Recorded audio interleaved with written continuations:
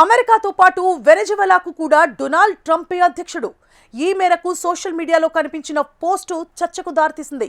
మదురోను arrest చేసిన పట్టుకెళ్లిన తర్వాత Venezuela తాత్కాలిక అధ్యక్షురాలిగా బాధ్యతలు చేపట్టిన డెల్సీ రోడ్రిగ్స్ కు అమెరికా మద్దతిచ్చింది.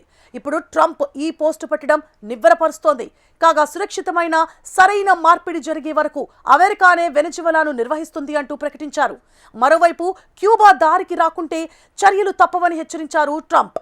అయితే తనను నిర్దేశించే నైతిక అధికారం అమెరికాకు లేదని ఘాటుగా బదులిచ్చారు మిగ్యూల్ డియాజ్ కానెల్. అమెరికా అధ్యక్షుడు డొనాల్డ్ ట్రంప్ తన సోషల్ మీడియా ప్లాట్ఫామ్ ది ట్రూత్లో పెట్టిన పోస్ట్ ప్రపంచవ్యాప్తంగా తీవ్ర చర్చనీయాంశంగా మారింది. వెనిజులా తాత్కాలిక అధ్యక్షుడు ట్రంప్ అని అందులో ఉంది.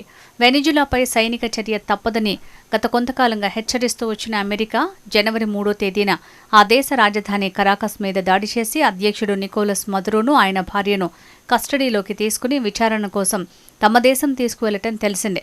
ఆ తర్వాత డెల్సీ రోడ్రిగ్స్ వెనిజులా తాత్కాలిక అధ్యక్షురాలిగా బాధ్యతలు చేపట్టారు.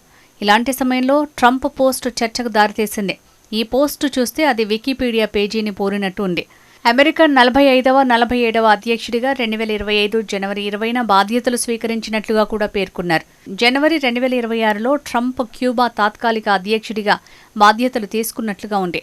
ఈ పోస్ట్ ఇప్పుడు సంచలనం సృష్టిస్తోంది. మదురో దంపతులను అరెస్టు చేసిన అమెరికా అధికారులు వారిని న్యూయార్క్కు తరలించి నార్కో టెర్రరిజం కేసుల్లో అభియోగాలు నమోదు చేశారు. ఈ పరిణామాల తర్వాత వెనిజులాలో రాజకీయ అనిశ్చితి నెలకొంది. దీంతో దేశ ఉపాధ్యక్షురాలు డెల్సీ రోడ్రిగ్స్ని వెనిజులా తాత్కాలిక అధ్యక్షురాలిగా కూర్చోబెట్టింది ఆ దేశ సుప్రీంకోర్టు. ఆమె 90 రోజుల పాటు తాత్కాలిక అధ్యక్షురాలిగా ఉంటారని కొనసాగుతారని ప్రకటించారు. అయితే వెనిజులాలో తమ ప్రభుత్వమే ఉంటుందని ఆ సమయంలో అమెరికా అధ్యక్షుడు ట్రంప్ ప్రకటించారు. దీనిపై విమర్శలు రావడంతో వెనిజులాలో స్థిర ప్రభుత్వం కొలువుదీరేంత దాకా పర్యవేక్షణ మాత్రమే ఉంటుందని మరో ప్రకటన చేశారు.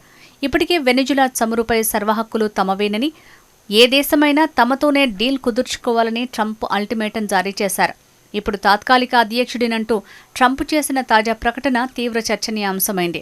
ఇలాంటి ప్రకటనకు అసలు చట్టబద్ధత ఉంటుందా అనే ప్రశ్న మొదలైంది. వెనిజులాలో పూర్తిస్థాయి అధ్యక్ష పదవి ఎవరి చేతికి వెళ్లాలన్న దానిపై కూడా ఇంకా గందరగోళం కొనసాగుతోంది. విపక్ష నేత నోబెల్ అవార్డు గ్రహీత మచాడోకు బాధ్యతలు అప్పగిస్తారనే ప్రచారం జరిగినప్పటికీ ఆమెకు తగిన ప్రజాభిమానం లేదని ట్రంప్ వ్యాఖ్యానించారు. ఈ కారణంగానే ఆమెకు అధికారాలు ఇవ్వడంపై ట్రంప్ ఆసక్తి చూపటం లేదు.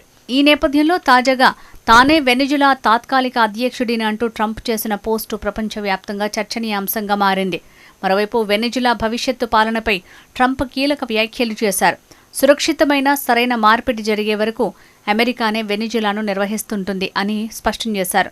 వెనిజులా ప్రజల ప్రయోజనాలు దెబ్బతినకుండా చూడాలంటే ఈ నిర్ణయం అవసరమని ట్రంప్ పేర్కొన్నారు. తప్పుడు వ్యక్తులు అధికారంలోకి వచ్చే ప్రమాదాన్ని మేం తీసుకోలేం అని ట్రంప్ తెలిపారు. మరోవైపు అమెరికా అధ్యక్షుడు ట్రంప్ క్యూబాను లక్ష్యంగా చేసుకుని కీలక వ్యాఖ్యలు చేశారు. క్యూబా చాలా సంవత్సరాలుగా వెనిజులా నుంచి పెద్ద మొత్తంలో అందిన చమురు, డబ్బుపై ఆధారపడి జీవించింది. దానికి ప్రతిగా క్యూబా 2 వెనిజులా నియంతలకు భద్రతా సేవలు అందించింది. కానీ ఇకపై అలా జరగదు. ఇటీవల మేం నిర్వహించిన దాడిలో అనేక మంది క్యూబన్ భద్రతా అధికారులు మరణించారు. వెనిజులాకు ఇకపై దుండగులు, గూండాలు, దోపిడీదారుల రక్షణ అవసరం లేదు. వెనిజులాకు ప్రపంచంలోనే అత్యంత శక్తివంతమైన అమెరికా సైన్యం వారికి అండగా ఉంది. క్యూబాకు చమురు, డబ్బులు కూడా అందవు. పరిస్థితి చేదాటక ముందే ఆ దేశం ఒక ఒప్పందానికి రావాలి అని ట్రంప్ పోస్టులో రాసుకొచ్చారు. మరోవైపు అమెరికా విదేశాంగ మంత్రి మార్కో రూబియో క్యూబా అధ్యక్షుడవుతారంటూ ఓ నెటిజన్ పెట్టిన ట్వీట్ పైన స్పందించారు. ఇది వినడానికి బాగుందన్నారు.